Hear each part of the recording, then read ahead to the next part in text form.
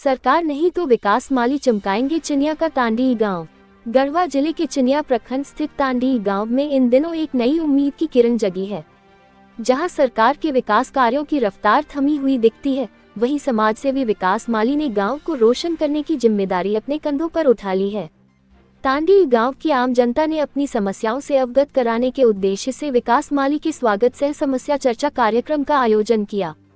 बताया गया कि तांडी गांव जहां एक और हाथियों के आतंक से भयभीत है, वहीं बिजली न होने के कारण आजादी के इतने साल बाद भी गांववासी ढिबरी युग में जीने को मजबूर हैं। कन्या विवाह एंड विकास सोसाइटी के सचिव विकास माली ने बताया कि चिनिया प्रखंड मुख्यालय से कुछ किलोमीटर की दूरी पर स्थित इस गांव में बिजली के पोल नहीं लगे हैं, जिसके कारण यहां बिजली की व्यवस्था नहीं हो पाई है। उन्होंने कहा कि वे इस समस्या को जिला प्रशासन और सरकार तक पहुंचाकर समाधान का प्रयास करेंगे। यदि सरकार जल्द पहल नहीं करती तो वे स्वयं के फंड से बिजली व्यवस्था कराने को तैयार हैं, लेकिन इस गांव में हर हाल में रोशनी पहुंचाकर ही मानेंगे।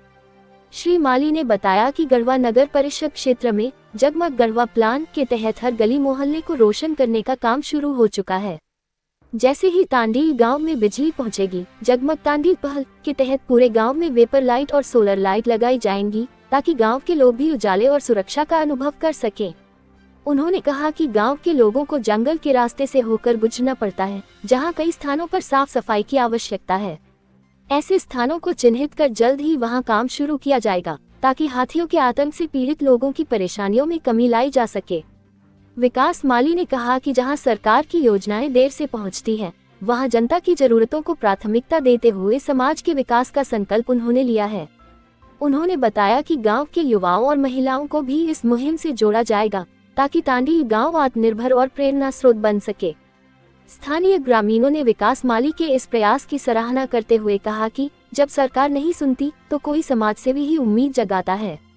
तांडी के लोग अब बेसब्री से उस दिन का इंतजार कर रहे हैं जब उनका गांव सचमुच जगमग तांडी के नाम से जाना जाएगा।